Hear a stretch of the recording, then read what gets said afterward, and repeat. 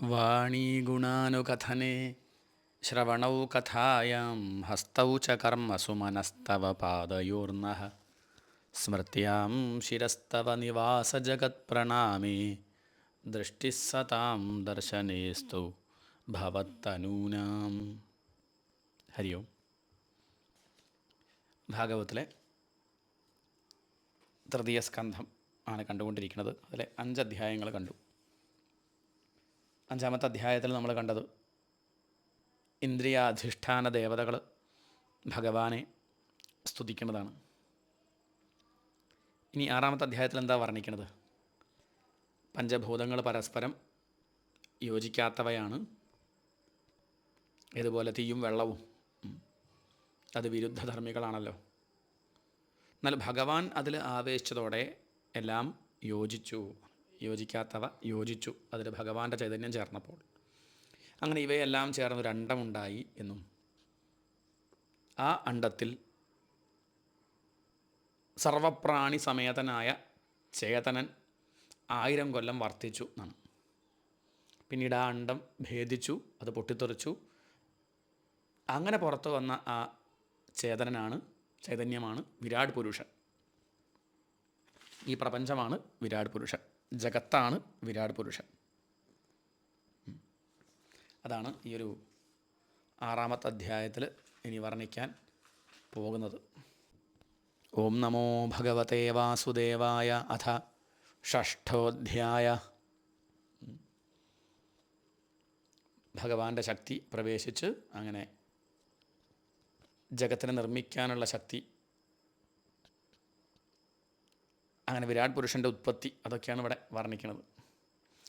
ഋഷിരുവാച ഇതി താസാം സ്വശക്തീനാം സതീനാം അസമേത്യ സഹ പ്രസുപ്തലോകതന്ത്രാണാം നിശാമ്യ ഗതിമീശ്വരഃ കാലസംജ്ഞാം തദാ ദേവീം ബിഭ്രച്ഛക്തിം ഉരുക്രമഃ ത്രയോവിംശതി തത്വാനാം ഗണം യുഗപദാവിശത്.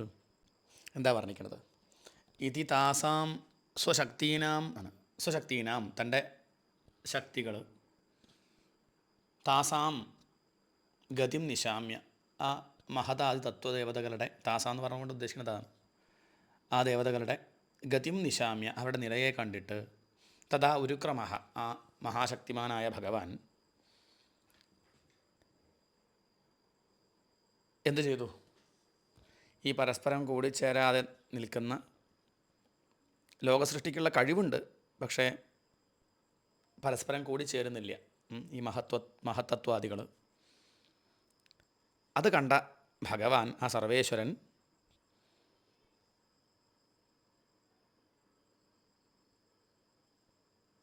ഉടനെ തന്നെ കാലശക്തി കൊണ്ട് വികാരം പ്രാപിക്കുന്ന പ്രകൃതിയെ ധരിച്ചുകൊണ്ട് കാലസംജ്ഞാം തഥാ ദേവീം ബിഭ്രച്ഛക്തിമൊരു ക്രമഃ എന്നാണ്. കാലസംജ്ഞാം കാലപ്രേരണയാൽ ആ കാലശക്തിയെ ധരിച്ചുകൊണ്ട് തത്വങ്ങളുടെ സമൂഹത്തിൽ ഒരേ സമയത്ത് ആവേശിച്ചു, ഏകകാലത്ത് പ്രവേശിച്ചു. ഇതാണ് ഇവിടെ വർണ്ണിച്ചത്. പരസ്പരം കൂടിച്ചേരാതെ നിലകൊള്ളുന്ന ആ മഹത്തത്വാദികളിലേക്ക് ഭഗവാൻ തൻ്റെ കാലശക്തിയെ സ്വീകരിച്ച് 23 തത്വങ്ങളുടെ സമൂഹത്തെ ഒരേ സമയത്ത് ആവേശിച്ചു. ഇതൊക്കെയാണ് 23 തത്വങ്ങൾ. മഹത്തത്വം, അഹങ്കാരതത്വം, പിന്നെ 5 തന്മാത്രകൾ, 5 മഹാഭൂതങ്ങൾ, പിന്നെ 11 ഇന്ദ്രിയങ്ങൾ, ഇവയെല്ലാം ചേർന്ന് 23 തത്വങ്ങൾ. അതാണ് 23 തത്വങ്ങൾ. പിന്നെയോ സോനുപ്രവിഷ്ടോ ഭഗവാംശ്ചേഷ്ടാരൂപേണ തം ഗണം ഭിന്നം സംയോജയാമാസ സുപ്തം കർമ്മ പ്രബോധയൻ. സോനുപ്രവിഷ്ട ഭഗവാൻ, അനുപ്രവിഷ്ട സഹ ഭഗവാൻ, ഭിന്നം തം ഗണം ചേഷ്ടാരൂപേണ സുപ്തം കർമ്മ പ്രബോധയൻ സംയോജയാമാസ. അനുപ്രവിഷ്ട സഹ ഭഗവാൻ, അന്തര്യാമിയായി ഓരോന്നിലും പ്രവേശിച്ച ആ ഭഗവാൻ, ക്രിയാശക്തികളോടുകൂടിയ 23 തത്വങ്ങളിൽ ഒരേ സമയത്ത് പ്രവേശിച്ച ആ ഭഗവാൻ, ആ തത്വങ്ങൾ അടങ്ങിയിരിക്കുന്ന പ്രാണികളുടെ പൂർവജന്മ കർമ്മവാസനകളെ ഉണർത്തുന്നവനായിട്ട് പലതായിരുന്ന് ആ മഹദാദി തത്വങ്ങളെ കൂട്ടിയോജിപ്പിച്ചു. സൃഷ്ടി വർണ്ണിക്കുകയാണ്. ഭിന്നം തം ഗണം ചേഷ്ടാരൂപേണ സുപ്തം കർമ്മ പ്രബോധയൻ സംയോജയാമാസ. അതാണ് വർണ്ണിച്ചത്. അന്തര്യാമി സ്വരൂപേണ ഓരോ തത്വത്തിലും പ്രവേശിച്ച ആ ചൈതന്യം, ആ ഭഗവാൻ വേർപിരിഞ്ഞു നിന്നിരുന്ന ആ തത്വങ്ങളെ സൃഷ്ടിക്കാനുള്ള കഴിവ് ഉള്ളവയാക്കി തീർത്തു. പ്രബുദ്ധകർമാ ദൈവേന ത്രയോവിംശതികോ ഗണഃ പ്രേരിതോ ജനയത് സ്വാഭിർമാത്രാഭിരധിപൂരുഷം. പ്രബുദ്ധകർമാ ദൈവേന ത്രയോവിംശതികോ ഗണഃ. പ്രബുദ്ധകർമ്മ ത്രയോവിംശതികഃ ഗണഃ ദൈവേന പ്രേരിതഃ സ്വാഭിഃ മാത്രാഭിഃ അധിപൂരുഷം അജനയത്. പ്രബുദ്ധകർമ്മ, ഉണർവുറ്റ ആ ക്രിയാശക്തിയോടുകൂടിയ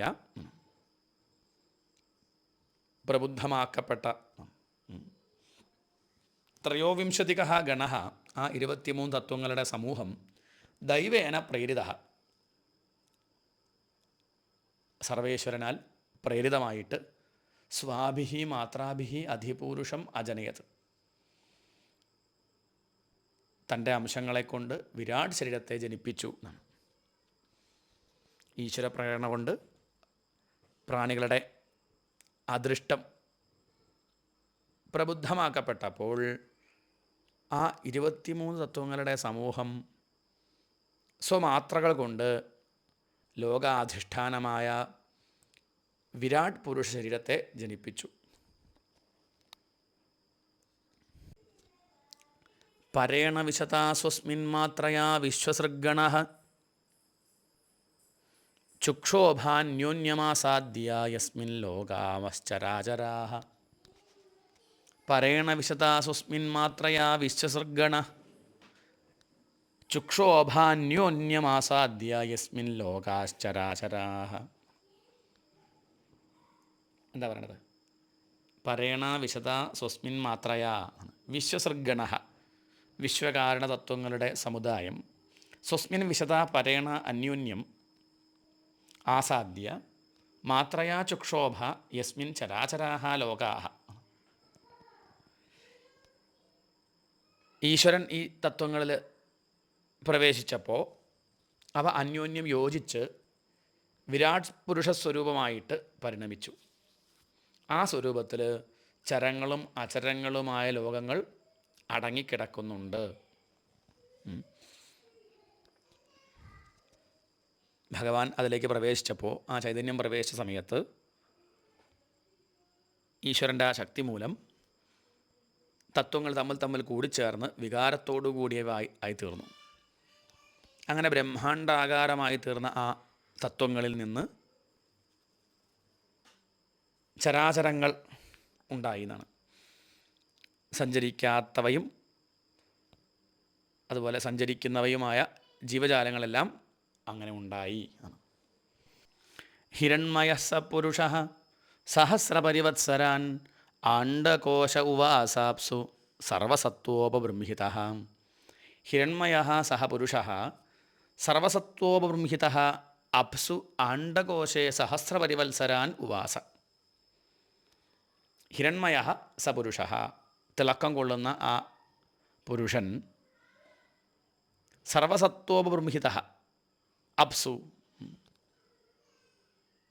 തന്നിലൊതുങ്ങിയ സകല ജീവന്മാരോടും കൂടി ആ വെള്ളത്തിൽ, അപ്സു ജലം, ഇവിടെ കാരണജലം എന്നർത്ഥം. ആണ്ഡകോശേ സഹസ്രപരിവത്സരാനുവാസ, ആ സർവപ്രാണി സഹിതനായിട്ട് 1000 സംവത്സരം വസിച്ചു. ജലത്തിൽ ലയിച്ചിരുന്ന ബ്രഹ്മാണ്ടത്തിൽ ആ സ്വർണ്ണമയനായ ആ സമഷ്ടി പുരുഷൻ സർവപ്രാണി സഹിതനായിട്ട് 1000 സംവത്സരം വസിച്ചു. പിന്നെന്തേണ്ടായി? സവൈ വിശ്വസൃജാം ഗർഭോ ദേവകർമാത്മശക്തിമാൻ വിബഭാജാത്മനാത്മാനം ഏകഥാ ദശധാ ത്രിധാ. സവൈ വിശ്വസൃജാം ഗർഭോ, സവൈ വിശ്വസൃജാം ഗർഭ, വിശ്വകാരണങ്ങളായ തത്വങ്ങളുടെ കാര്യസ്വരൂപം ആണ്. ഗർഭ എന്നുള്ളതുകൊണ്ട് ഉദ്ദേശം കാര്യസ്വരൂപം, വിരാട് സ്വരൂപം എന്നർത്ഥം. ദേവകർമ്മ ആത്മശക്തിമാൻ, ദേവശക്തി, ക്രിയാശക്തി, ആത്മശക്തി എന്നിവയോട് ചേർന്നിരുന്ന് ആത്മാനം ആത്മന ഏകഥ ദശധ ത്രിധ വിബഭാജ, തൻ്റെ സ്വരൂപത്തെ തന്നാൽ തന്നെ 1 10 3 വിഭജിച്ചു എന്നാണ്.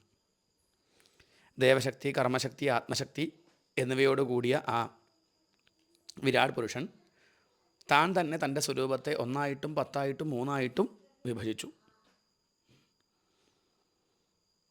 1 10 3 എന്ന് പറഞ്ഞാൽ ആ വിരാട് പുരുഷനിൽ ആത്മശക്തിയും ക്രിയാശക്തിയും ജീവശക്തിയും അടങ്ങിയിരിക്കുന്നുണ്ട്. ചിച്ഛക്തി അത് ഏകമായി നിന്നു, അതാണ് 1 എന്ന് പറഞ്ഞത്. പിന്നെ ക്രിയാശക്തിയെ പഞ്ചപ്രാണന്മാരും അവയുടെ 5 വ്യാപാരങ്ങളും അങ്ങനെ 10 പ്രകാശിപ്പിച്ചു. പിന്നെ ആത്മശക്തി അത് ആധ്യാത്മികം, ആദിദൈവികം, ആദിഭൗതികം എന്നിങ്ങനെ 3 പ്രകാശിപ്പിച്ചു. ബ്രഹ്മാണ്ടത്തിൽ പ്രവേശിച്ച ആ തേജോമയനായ ആ ഭഗവാൻ സകല ജീവജാലങ്ങളെയും സൂക്ഷ്മസ്വരൂപേണ തന്നിൽ തന്നെ ഒതുക്കിക്കൊണ്ട് 1000 സംവത്സരക്കാലം ആ കാരണജലത്തിൽ ഇരുന്നു. പിന്നീട് ആ വിരാട് സ്വരൂപം ദേവശക്തി, ക്രിയാശക്തി, ആത്മശക്തി ഇങ്ങനെ ശക്തികളോട് കൂടിച്ചേർന്ന് തൻ്റെ സ്വരൂപത്തെ 1 10 3 വിഭജിച്ചു. ആ 1 10 3 വിരാട് പുരുഷ സ്വരൂപം 1 10 3 സ്വയം വിഭക്തമായി എന്ന് പറഞ്ഞല്ലോ. അതാണ് പിന്നീട് താഴെ വിവരിക്കുന്നത്. 9ാമത്തെ ശ്ലോകം നോക്കൂ. സാധ്യാത്മ സാധിദൈവശ്ച സാധിഭൂത ഇതി ത്രിധാ വിരാട് പ്രാണോ ദശവിധ ഏകധാ ഹൃദയേന ച. സാധ്യാത്മ സാധിദൈവശ്ച സാധിഭൂത ഇതി ത്രിധാ. ആ വിരാട് പുരുഷൻ സാധ്യാത്മ സാധിദൈവ സാധിഭൂത, ആധ്യാത്മങ്ങളോടുകൂടിയും ആദിദൈവങ്ങളോടുകൂടിയും ആദിഭൂതങ്ങളോടുകൂടിയും ഇതി ത്രിധാ പ്രാണ ദശവിധ ഹൃദയേന ഏകധാച, ഇങ്ങനെ 3 വിധം. പിന്നെ പ്രാണ ദശവിധ, പ്രാണസ്വരൂപമായിട്ട് 10 വിധവും, ഹൃദയേന ഏകഥ, ഹൃദയം കൊണ്ട് 1 വിധവും. ഇവിടെ ഒന്നുകൂടി വിശദാക്കുകയാണ്. ദേവശക്തി എന്നത് ഹൃദയാവിച്ഛിന്നമായ ജ്ഞാനശക്തി തന്നെയാണ്. ജ്ഞാനശക്തി ഇത് ഒന്നേ ഉള്ളൂ. അപ്പോൾ ജ്ഞാനരൂപേണ ഈ വിരാട് പുരുഷൻ ഏകമായി നിലകൊള്ളുന്നു എന്നർത്ഥം. ഇതാണ് ഏകഥ എന്ന് പറഞ്ഞത്. ഇനി പ്രവർത്തന ഭേദം കൊണ്ട് 10 പ്രകാരത്തിലുള്ള പ്രാണശക്തിയാണ് ക്രിയാശക്തി എന്നത്. ഏതാ 10 പ്രകാരത്തിലുള്ള പ്രാണൻ? പ്രാണൻ, അപാനൻ, സമാനൻ, ഉദാനൻ, വ്യാനൻ. പിന്നെയോ പിന്നെ നാഗൻ, കൂർമൻ, കൃകലൻ, ദേവദത്തൻ, ധനഞ്ജയൻ, ഇങ്ങനെയുള്ള പല പേരുകളിൽ ഈ പ്രാണനുണ്ട്. പല ദിക്കിലിരിക്കുമ്പോൾ പല പേരാ വിളിക്കുക. പല അവസ്ഥയിലുള്ളതിനും പല പേര് വിളിക്കും. അങ്ങനെ 10 വിധത്തിലാണ് പ്രാണവൃത്തി. ഇങ്ങനെ വിരാട് ദശരൂപത്തിലും വർത്തിക്കുന്നു. ആത്മശക്തിയാകട്ടെ ജീവൻ്റെ ഭോക്തൃത്വ ശക്തിയാണ്. ഇത് 3 വിധത്തിലാണ്. അതിന് പറയാം ആധ്യാത്മം, ആധിഭൂതം, ആധിദൈവം എന്നിങ്ങനെയാണ്. അതായത് ഐന്ദ്രിയം, പാഞ്ചഭൗതികം ഇന്ദ്രിയാധിഷ്ഠാന ദേവതാപരം. ഇങ്ങനെ വിരാട് സ്വരൂപം മൂന്നായിട്ട് വിഭക്തമായിരിക്കുന്നു. അതായത് ഇന്ദ്രിയങ്ങൾ, അധ്യാത്മം, പഞ്ചഭൂതങ്ങൾ, അധിഭൂതം, ഇന്ദ്രിയാധിഷ്ഠാന ദേവതകൾ, അധിദൈവം. വ്യക്തമായെന്ന് വിചാരിക്കണം. എന്നൊരു പറയാം, എന്താണ് അധ്യാത്മം, അധിഭൂതം, അധിദൈവം എന്നുള്ളത് പറയാണ്. ഇന്ദ്രിയങ്ങൾ അധ്യാത്മം, പഞ്ചഭൂതങ്ങളോ അത് അധിഭൂതം, ഇന്ദ്രിയാധിഷ്ഠാന ദേവതകളെയാണ് അധിദൈവം എന്ന് വ്യവഹരിക്കുന്നത്. ശരി, അടുത്ത ശ്ലോകം നോക്കാം. 10. സ്മരൻ വിശ്വസൃജാമീശോ വിജ്ഞാപിതമധോക്ഷജഃ വിരാജമതപത് സ്വേന തേജസൈഷാം വിവൃത്തയേ. സ്മരൻ വിശ്വസൃജാമീശോ. സ്മരൻ വിശ്വസൃജാം ഈശഃ. ഈശൻ വിശ്വസൃജാം വിജ്ഞാപിതം സ്മരൻ. സർവേശ്വരൻ വിശ്വജനങ്ങളായ മഹദാതത്വങ്ങളുടെ വിജ്ഞാപിതം അഭ്യർത്ഥനയെ സ്മരൻ ഓർത്തുകൊണ്ട് ഏഷാം വിവൃത്തയെ വിരാജം സ്വേന തേജസ അതപത്.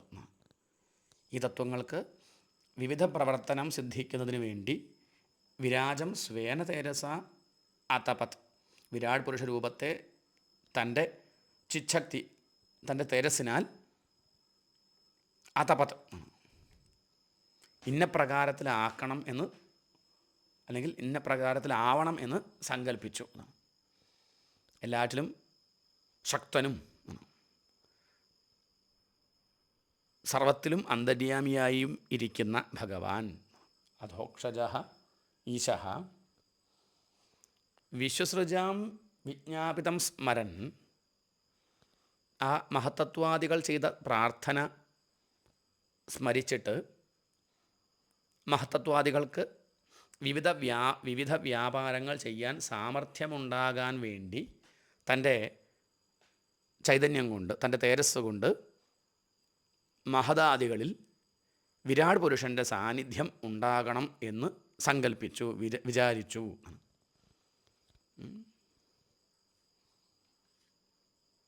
ആ തപത് എന്ന് പറഞ്ഞാൽ തപം ചെയ്തു എന്നർത്ഥം. ഇന്ദ്രിയങ്ങളെക്കൊണ്ട് ഒരു വിധത്തിലും അറിയാൻ കഴിയാത്ത ആ സർവേശ്വരൻ പ്രപഞ്ച കാരണങ്ങളായ മഹത്തത്വം മുതലായവയുടെ പ്രാർത്ഥന സ്വീകരിച്ച് ഈ തത്വങ്ങൾക്ക് പ്രവർത്തനശക്തി ഉണ്ടാവാനായി തൻ്റെ ഇച്ഛാശക്തിയാൽ ആവേശിച്ച് പ്രപഞ്ചാകാരമായി തീരണം എന്ന് ഭഗവാൻ സങ്കല്പിച്ചു.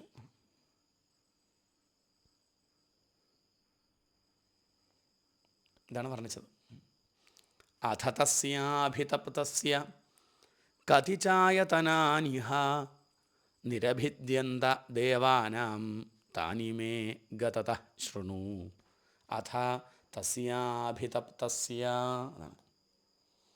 അഭിതപ്തസ്യ തസ്യ അഥഃ ദേവാനാം ആയതനാനി കതിച നിരഭിദ്യന്ത താനി ഗതതഃ മേ ശൃണു. അഭിതപ്തസ്യ ഭഗവാന്റെ സങ്കല്പത്തിന് വിഷയീഭവിച്ച ആ വിരാട് പുരുഷനിൽ, ആ വിരാട് സ്വരൂപത്തിൽ നിന്ന് അഥഃ ദേവാനാം ആയതനാനി, അതിനുശേഷം ദേവതകളുടെ അധിഷ്ഠാതൃദേവഗണങ്ങളുടെ താല്പര്യം, ആയതനാനി ആസ്പദങ്ങൾ, കതിച്ച നിരഭിദ്യന്ത എത്രയെല്ലാം നിർഭിന്നങ്ങളായുണ്ടായോ, താനി ഗതതഃ മേ ശൃണു അവയെ പറഞ്ഞു തരുന്ന എന്നിൽ നിന്ന് അങ്ങ് കേട്ടോളൂ. ഈശ്വര സങ്കല്പത്തിന് പാത്രീഭൂതനായ ആ വിരാട് പുരുഷന് ഇന്ദ്രിയാധിഷ്ഠാന ദേവതകളുടെ സ്ഥാനങ്ങളായ ഇന്ദ്രിയങ്ങളുണ്ടായ വിധം ഞാൻ പറയാം, അതങ്ങ് ശ്രദ്ധിച്ച് കേട്ടാലും. ഈശ്വരൻ്റെ ആ സങ്കല്പത്തിന് വിഷയമായി ഭവിച്ച ആ വിരാട് പുരുഷൻ്റെ ശരീരത്തിൽ നിന്ന് ദേവന്മാർക്കിരിക്കാൻ എത്ര സ്ഥാനങ്ങളുണ്ടായിരുന്നു എന്ന് ഞാൻ പറയാം, അത് അങ്ങ് കേട്ടോളൂ. തസ്യാഗ്നിരാസ്യം നിർഭിന്നം ലോകപാലോ വിശത്പദം വാചാ സ്വാംശേന വക്തവ്യം യയാസൗ പ്രതിപദ്യത്തെ. ആ വിരാട് പുരുഷന് ആദ്യം മുഖമുണ്ടായി എന്നാണ് വർണ്ണിക്കുന്നത്. ആസ്യം എന്ന് പറഞ്ഞാൽ വക്ത്രം, മുഖം എന്നർത്ഥം. എന്നിട്ടോ ആ സ്ഥാനത്ത് അഗ്നി എന്ന ദേവൻ തൻ്റെ അംശമായ വാക്കോടുകൂടി പ്രവേശിച്ചു. തസ്യാഗ്നിരാസ്യം അഗ്നി തന്നെ നിർഭിന്നം ലോകപാലോ അവിശത്പദം വാചാ സ്വാംശേന വക്തവ്യം വാക്കോടുകൂടി പ്രവേശിച്ചു, അംശമായ വാക്കോടുകൂടി പ്രവേശിച്ചു. വ്യഷ്ടിജീവൻ ആ വാക്കുകളെ കൊണ്ട് വചിക്കത്തക്ക വിഷയങ്ങളെ പറയുന്നു. വിരാട് പുരുഷന് ആദ്യം ഉണ്ടായതും ആസ്യമാണ്. മുഖം എന്ന് പറഞ്ഞാൽ വായാനർത്ഥം. ലോകപാലനാകുന്ന അഗ്നി വാക്കാകുന്ന ഇന്ദ്രിയത്തോടെ ആ വായയിൽ പ്രവേശിച്ചു. അതുകൊണ്ടാണ് ജീവന് ശബ്ദത്തെ ഉച്ചരിക്കാൻ പറ്റുന്നത്. നിർഭിന്നം താലുവരുണോ ലോകപാലോ വിശദ്ധരേ ജിഹ്വയാംശേന ചരസം യാസൗ പ്രതിപദ്യത്തെ. ലോകപാലോ വിശദ്ധരേ, സാക്ഷാൽ ഹരിയായിരിക്കുന്ന ആ വിരാട് പുരുഷന് താലു എന്ന സ്ഥാനമുണ്ടായി. ഭഗവാന് താലു പറഞ്ഞ അണ്ണാക്ക്. നിർഭിന്നം താലു വരുണ ഹരേഹേ താലു, ആ വിരാട് പുരുഷന് അണ്ണാക്ക് എന്ന അവയവം. നിർഭിന്നം ലോകപാല വരുണ ജിഹ്വയാംശേന ആവിശത്. വിരാട് പുരുഷന് താലു എന്ന സ്ഥാനം ഉണ്ടായി. ലോകപാലകനായ വരുണൻ തനിക്ക് അധിഷ്ഠാനമായ ജിഹ്വ പറഞ്ഞ നാവ്, ജിഹ്വയോടുകൂടി അവിടെ പ്രവേശിച്ചു. ജീവൻ ഈ ജിഹ്വയെ കൊണ്ട് ആണ് രസങ്ങൾ അറിയണത്. അതായത് മധുരം, കയ്പ്, ചവർപ്പ്, പുളി ഇതൊക്കെ അറിയണത് അങ്ങനെയാണ്, ഈ നാവ് കൊണ്ടാണ്.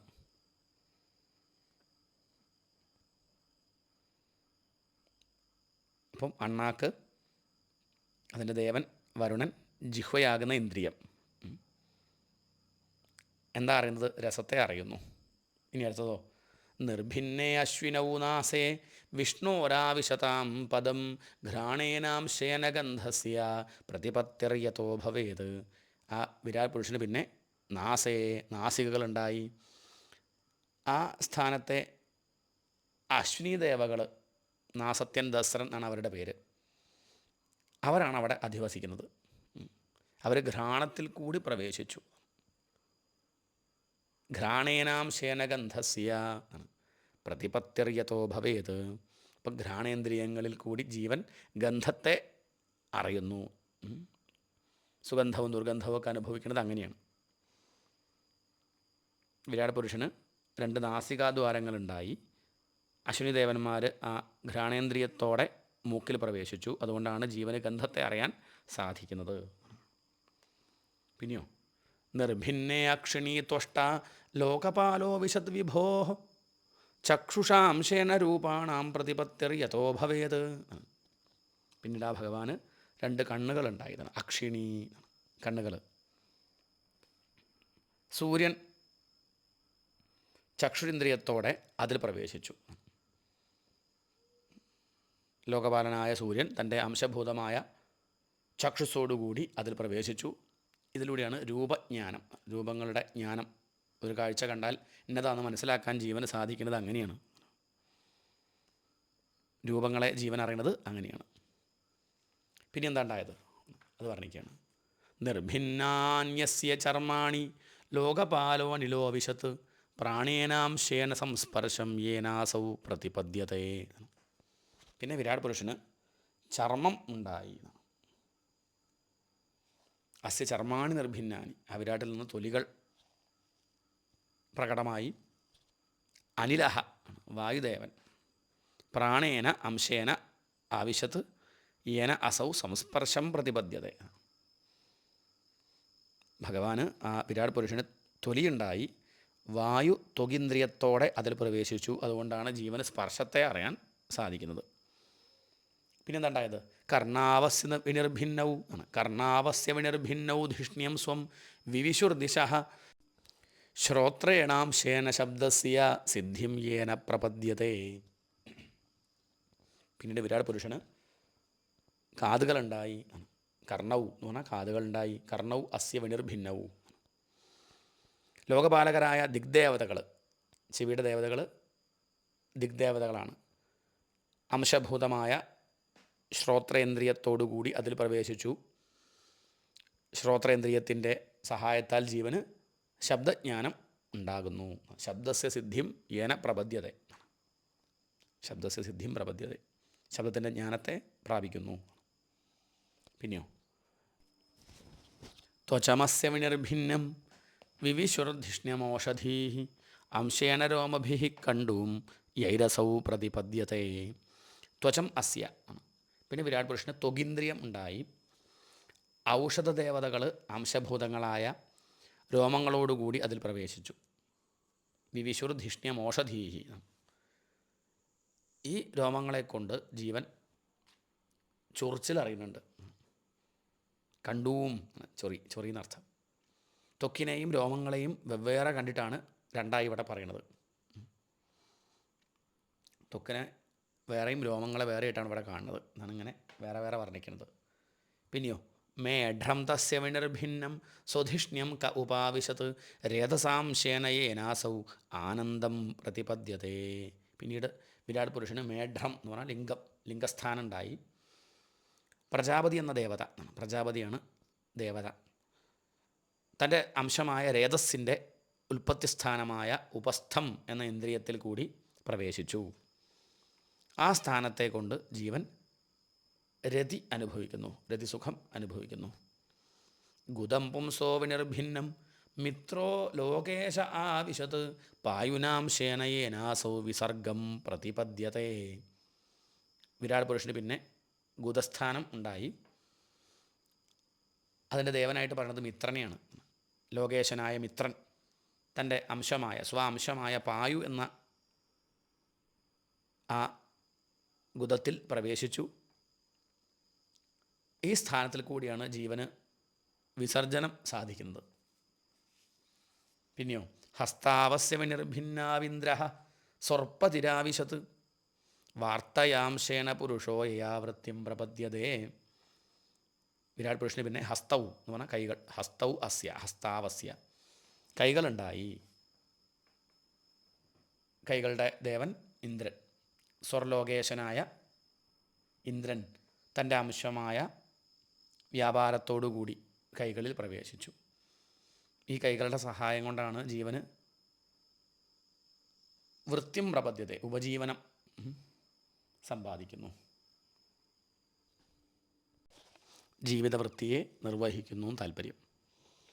പാദാവസ്യ വിനിർഭിന്നൗ ലോകേശോ വിഷ്ണുരാവിശത് ഗത്യാ സ്വാംശേന പുരുഷോ യയാ പ്രാപ്യം പ്രപദ്യതേ. ആ വിരാട് പുരുഷന് പിന്നെ പാദവും കാലുകളുണ്ടായി.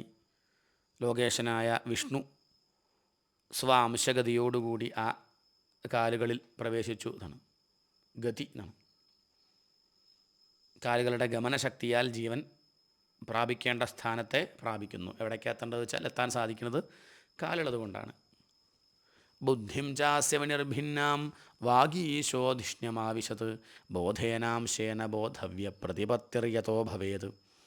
വിരാട് പുരുഷന് ഉണ്ടായ ബുദ്ധിയാകുന്ന വാസസ്ഥാനത്തെ ബ്രഹ്മദേവൻ സ്വാംശമായ നിശ്ചയാത്മക ജ്ഞാനത്തോടുകൂടി പ്രവേശിച്ചു. ബുദ്ധി പറഞ്ഞാൽ നിശ്ചയിക്കുന്നതിനെയാണ് ബുദ്ധി പറയണത്. മനസ്സ്, ബുദ്ധി, അഹങ്കാരം, ചിത്തം ഇതിനെയൊക്കെ വേറെ വേറെ ആയിട്ടാണ് പറയുക. അന്ധക്കരണം എന്ന് പറയുമെങ്കിലും അന്ധക്കരണം പൊതുവേ പറയും. അത് മനസ്സ്, ബുദ്ധി, അഹങ്കാരം, ചിത്തം ഓരോന്നിനും ഓരോ വ്യാപാരമാണ്. അപ്പം നിശ്ചയാത്മക ജ്ഞാനത്തോടുകൂടി പ്രവേശിച്ചു ബ്രഹ്മദേവൻ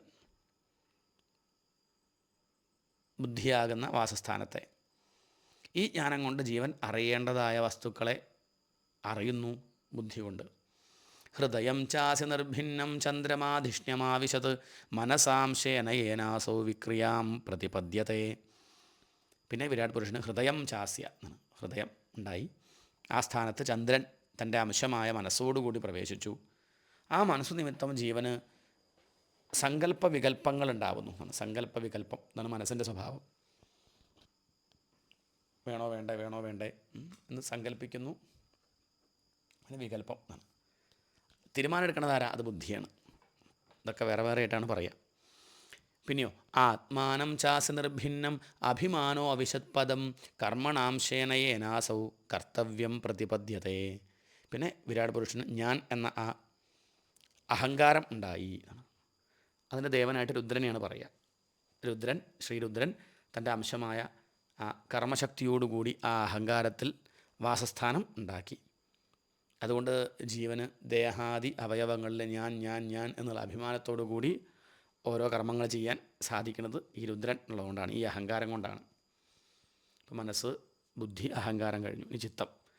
സത്വം ചാസ്യവിനിർഭിന്നം മഹാൻ ധിഷ്ണ്യമുപാവിശത്ത് ചിത്തേനാംശേണയേനാസൗ വിജ്ഞാനം പ്രതിപദ്യതേ. ഈ വിരാട് പുരുഷൻ എന്തുണ്ടായി? ചിത്തം ഉണ്ടായി എന്നാണ്. ആ സ്ഥാനത്ത് ബ്രഹ്മദേവൻ തൻ്റെ അംശമായ ചൈതന്യത്തോടുകൂടി പ്രവേശിച്ച് തൻ്റെ വാസസ്ഥാനമാക്കി.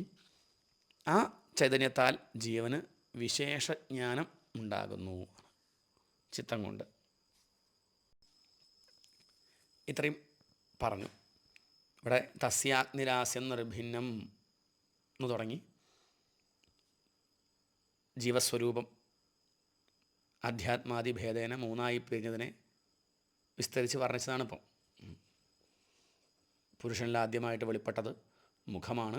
പിന്നെ ഓരോന്നോരോന്ന് വർണ്ണിച്ചു. അതിൻ്റെയൊക്കെ അധിഷ്ഠാന ദേവത പറഞ്ഞു. വാഗാദികളായ ഇന്ദ്രിയങ്ങൾ അതും വർണ്ണിച്ചു. ഭാഷണാദികളായ ഇന്ദ്രിയ ഗമ്യ വിഷയങ്ങൾ, അതിഭൂതം അതിനും പറഞ്ഞു.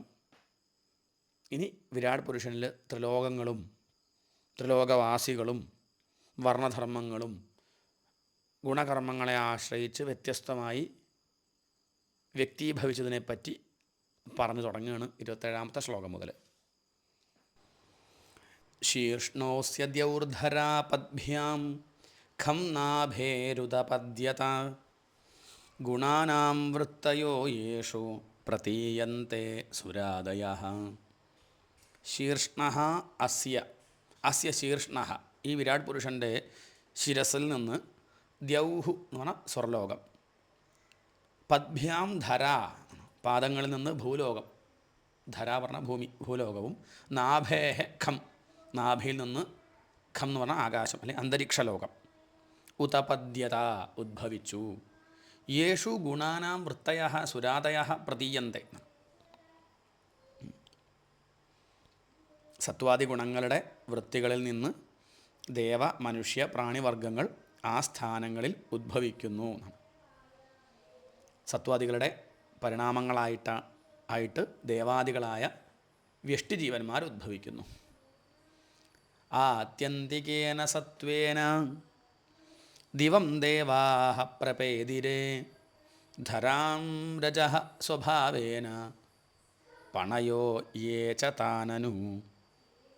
ആത്യന്തികേന സത്വേന ദിവം ദേവാഃ പ്രപേദിരേ, അധികരിച്ച സത്വഗുണം കൊണ്ട്, ആത്യന്തികേന സത്വേന അധികരിച്ച സത്വഗുണം കൊണ്ട് ദിവം ദേവാഃ സ്വർലോകത്തിനെ ദേവന്മാരും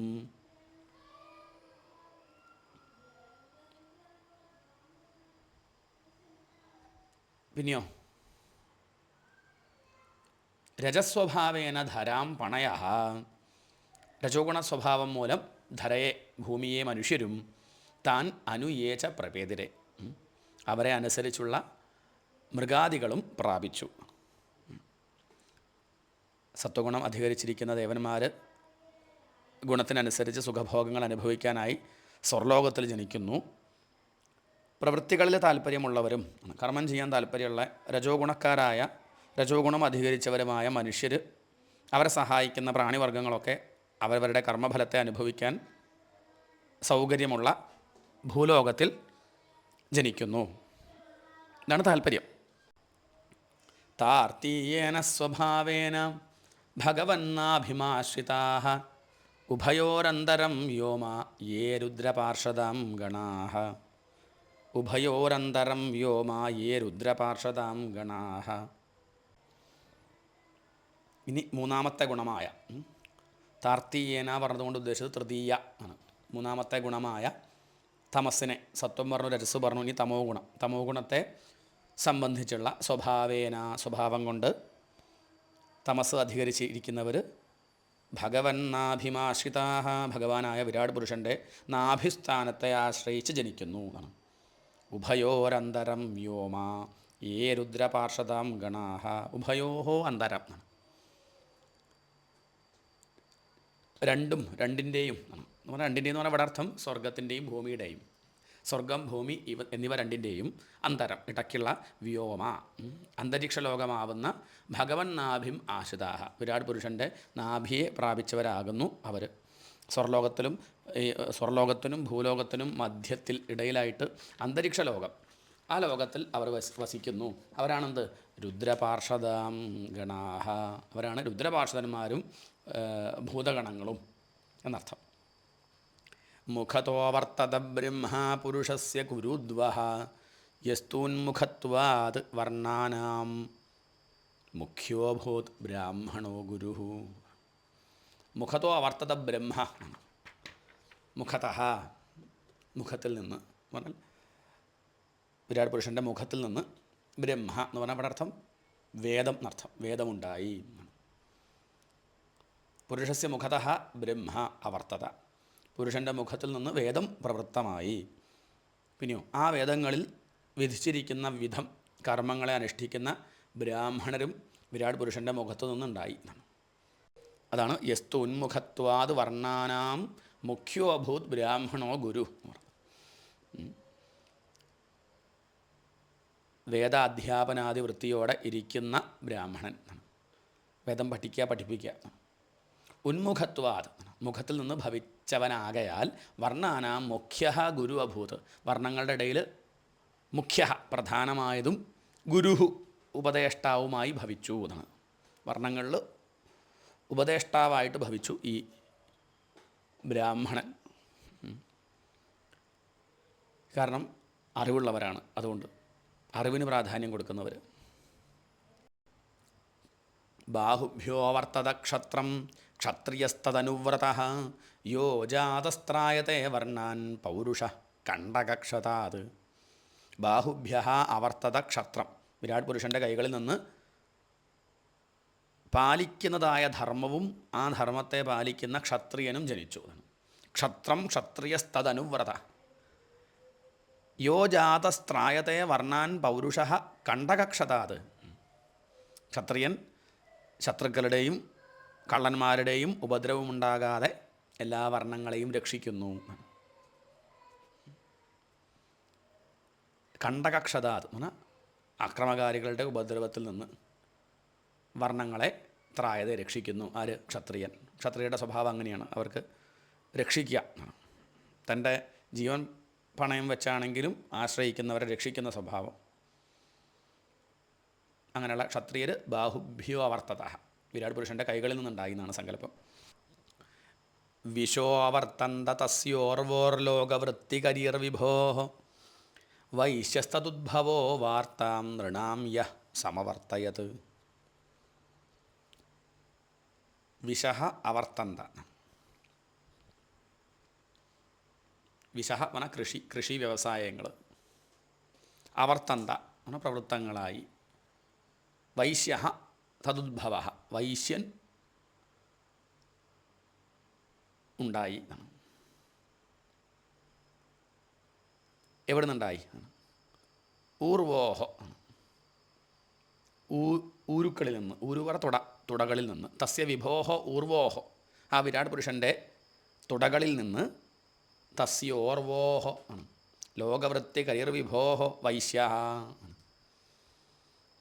ആ ഭഗവാന്റെ ഉരുക്കളിൽ നിന്ന്, തുടകളിൽ നിന്ന് ഉപജീവനത്തിന് സഹായിക്കുന്ന, ലോകത്തിൽ ഉപജീവനത്തിന് സഹായിക്കുന്ന കൃഷി വ്യവസായം ഇങ്ങനെയുള്ളതൊക്കെ ആ വ്യവസായങ്ങൾ നിർവഹിക്കുന്ന വൈശ്യരുണ്ടായി. വൈശ്യൻ വിരാട് പുരുഷൻ്റെ തുടകളിൽ നിന്നുണ്ടായി. വൈശ്യനാണ് ലോകത്തിന് ഉപജീവന ദ്രവ്യം സമ്പാദിക്കുന്നത്. പദ്ഭ്യാം ഭഗവതോ ജജ്ഞേ ശുശ്രൂഷാധർമ്മസിദ്ധയേ തസ്യാം ജാതഃ പുരാ ശൂദ്രോ യദ്വൃത്യാ തുഷ്യത്തെ ഹരിഃ. പദ്ഭ്യാം ഭഗവതോ ജജ്ഞേ ശുശ്രൂഷാധർമ്മസിദ്ധയേ, ഭഗവതഃ പദ്ഭ്യാം ധർമ്മസിദ്ധയേ ശുശ്രൂഷാജജ്ഞേ, ഭഗവാന്റെ പാദങ്ങളിൽ നിന്ന് ധാർമ്മിക കർമ്മങ്ങളുടെ നിർവഹണത്തിനുതകുന്ന ശുശ്രൂഷ സേവനവൃത്തി ജജ്ഞേ ഉണ്ടായി. ധർമ്മത്തിന് സിദ്ധിക്ക് ഉപകരിക്കുന്ന സേവാധർമ്മവും ആ സേവ ചെയ്യുന്നതിനുള്ള ശൂദ്രനും ഭഗവാന്റെ പാദങ്ങളിൽ നിന്നുണ്ടായി.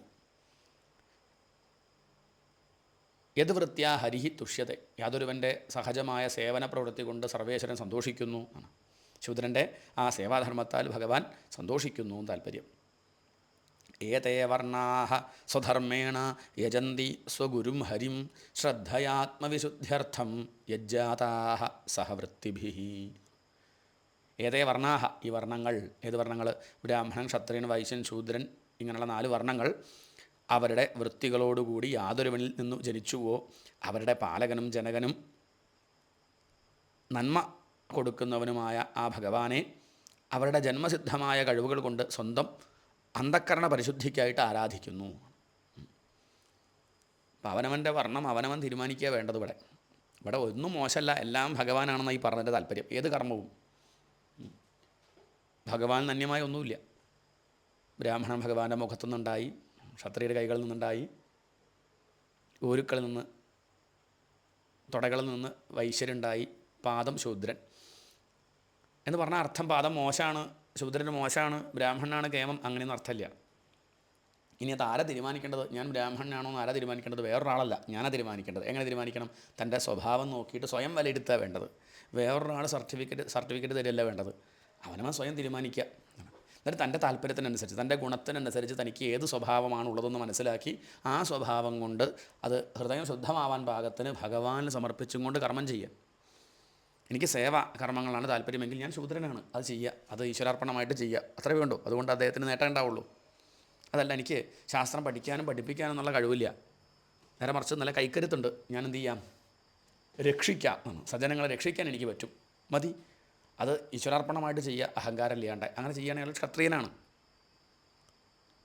നേരെ മറിച്ച് എനിക്ക് കൈക്കരുത്തൊന്നുമില്ല, പഠിക്കാനും പഠിപ്പിക്കാനും ഇത് മനസ്സിലാക്കാനും ശാന്തമായിട്ട് വർദ്ധിക്കാനും താല്പര്യം. ശരി, അത് ചെയ്യൂ, ലോകനന്മയ്ക്കായിട്ട്. അയാൾ ബ്രാഹ്മണൻ. ഇങ്ങനെയാണ് കണക്കാക്കുക. കണ്ട ഏത് ജാതിയിൽ പറന്നു എന്നുള്ളത് നോക്കിയിട്ടോ ഏത് മതത്തിലാണ് നോക്കിയിട്ടോ ഒന്നുമല്ല.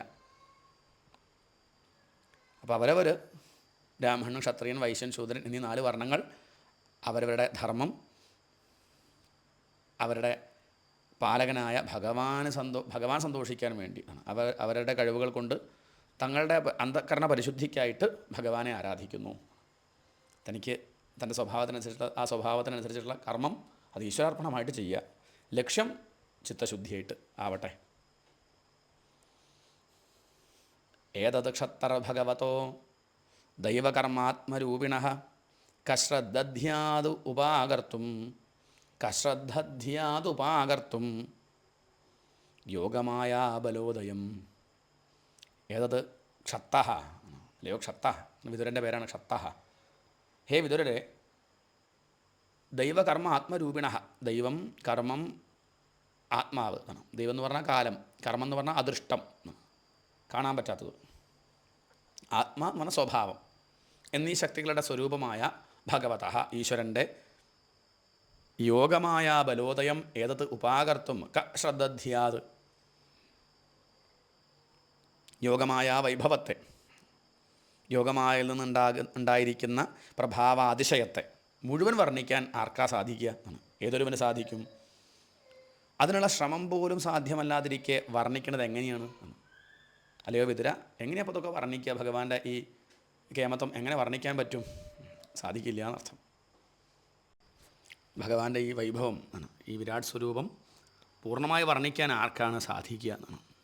അതാണ് ചോദ്യം. ഭഗവാന്റെ മഹിമ വർണ്ണിക്കാനും വിവരിക്കാനും പറയാനൊന്നും ആർക്കും സാധിക്കില്ല എന്നാണ്. എന്നിട്ട് പറയാണ്, അങ്ങനെയാണെങ്കിലും തഥാപി അഥാപി, അങ്ങനെയൊക്കെ ആണെങ്കിലും ഭഗവാന്റെ മഹിമ വർണ്ണിക്കാനൊന്നും സാധിക്കില്ല. എങ്കിലും കീർത്തയാമ്യംഗ യഥാമതി യഥാശ്രുതം കീർത്തിം ഹരേഃ സ്വാം സത്കർത്തും ഗിരമന്യാഭിധാസതീം. അഥാപി കീർത്തയാമി അംഗ യഥാമതി യഥാശ്രുതം കീർത്തിം ഹരേഃ സ്വാം സത്കർത്തും ഗിരമന്യാഭിധാസതീം.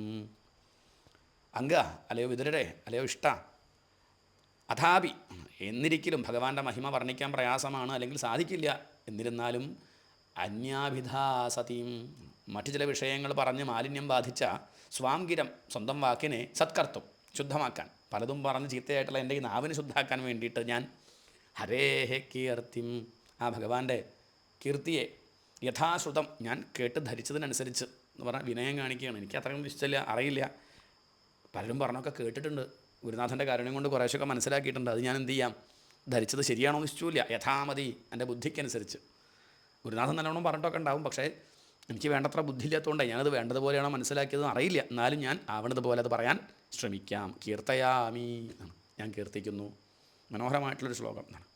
അഥാപി കീർത്തയാമ്യംഗ യഥാമതി യഥാശ്രുതം കീർത്തിം ഹരേഹെ സ്വാം സത്കർത്തും ഗിരമന്യാഭിധാസതീം.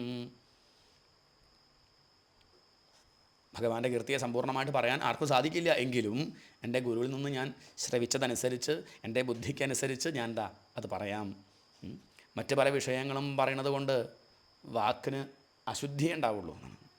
ആ അശുദ്ധി പരിശുദ്ധമാക്കാൻ, ആ അശുദ്ധി ഇല്ലാണ്ടാക്കാനായിട്ട് ഞാൻ കുറച്ച് ഈശ്വര കാര്യങ്ങൾ പറയാം. ഏകാന്തലാഭം വചസോനു പുംസാം സുശ്ലോകമൗലേഹ ഗുണവാദമാഹു ശ്രുതേശ്ച വിദ്വദ്ഭിഃ ഉപാകൃതായാം കഥാസുധായാം ഉപസംപ്രയോഗം. ഏകാന്തലാഭം വചസോനു പുംസാം സുശ്ലോകമൗലേഹ ഗുണവാദമാഹു. ശുശ്ലോകമൗലേഹ ഗുണവാദം പുംസാം വചസഃ വിദ്വദ്ഭിഃ ഉപകൃതായാം കഥാസുധായാം ഉപസംപ്രയോഗം ശ്രുതേഹ ച ഏകാന്തലാഭം ആഹുഹു നു. ഏകാന്തലാഭം വലിയ നേട്ടമായിട്ട്. ഏകാന്തലാഭം എന്ന് പറഞ്ഞാൽ വലിയ നേട്ടം. എന്തിനേയും വലിയ നേട്ടമായിട്ട് പറയണത്?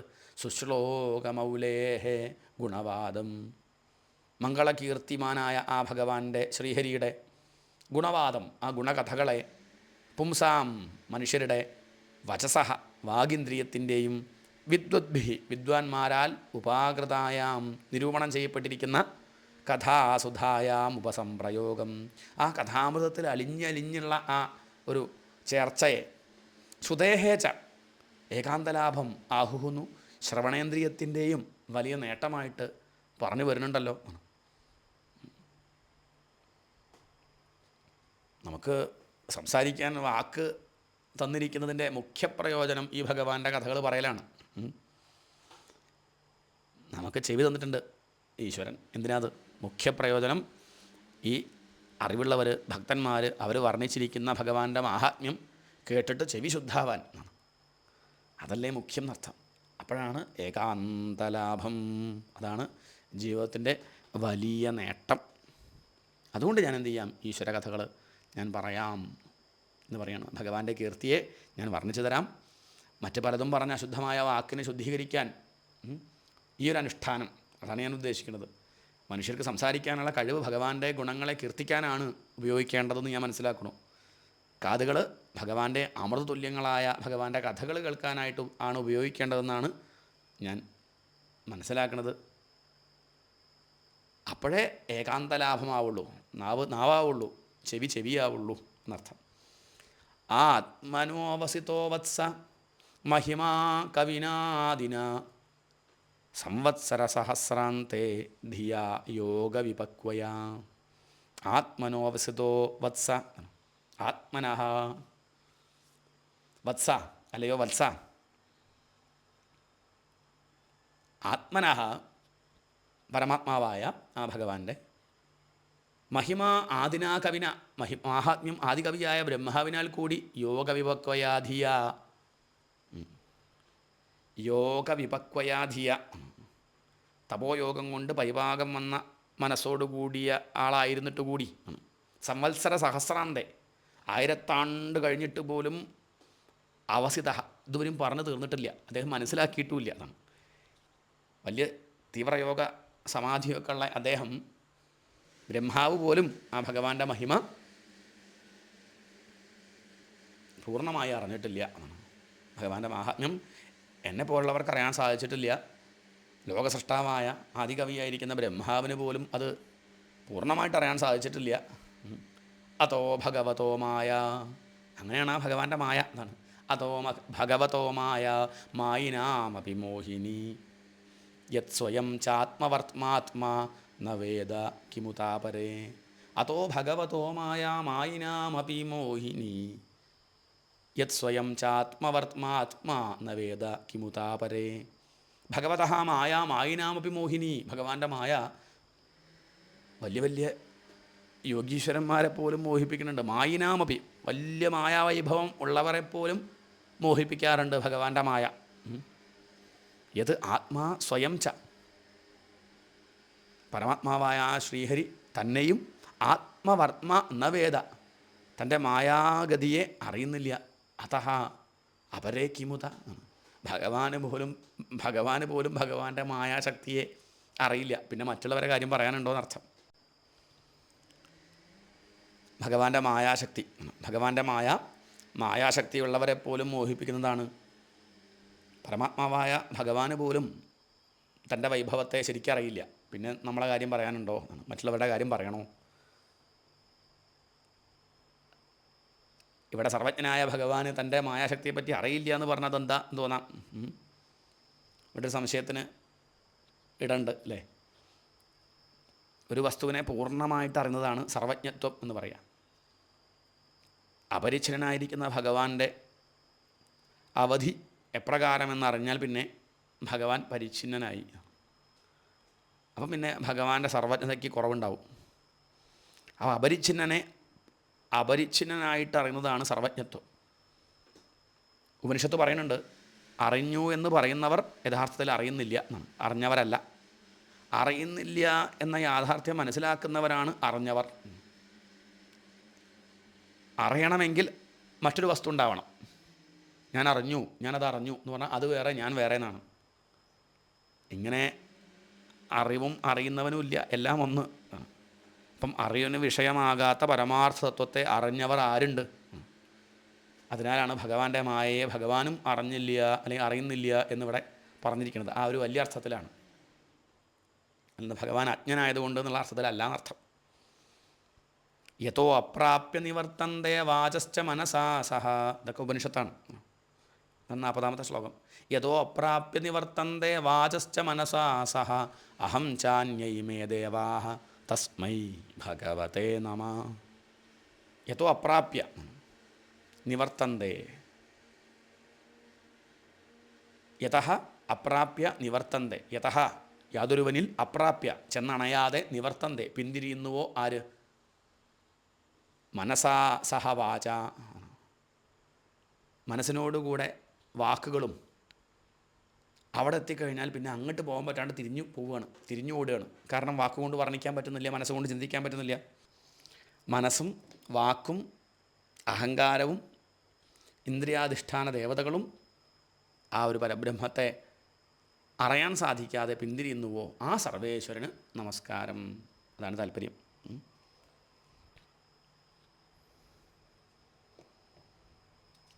ഈ ഭഗവാനെ ശരിക്കറിയാൻ ആർക്ക് സാധിക്കും എന്നാണ് ഭഗവാൻ വൈഭവത്തെ ഇവിടെ വർണ്ണിച്ചതാണ്.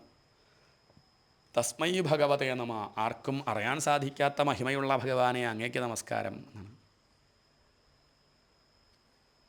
ഇവിടെ കാലകർമ്മ സ്വഭാവങ്ങളാകുന്ന ശക്തിത്രയത്തോട് ചേർന്നിരിക്കുന്ന മായയുടെ ഗുണങ്ങളിലൂടെ ഭഗവാൻ ഈ പ്രപഞ്ചത്തെ എങ്ങനെ സൃഷ്ടിച്ചു അല്ലെങ്കിൽ പ്രകാശിപ്പിച്ചു, അതിൻ്റെ പ്രകാരം വിതുരർ ചോദിച്ചപ്പോൾ മൈത്രേയ മഹർഷി പറഞ്ഞു കൊടുക്കുകയാണ്.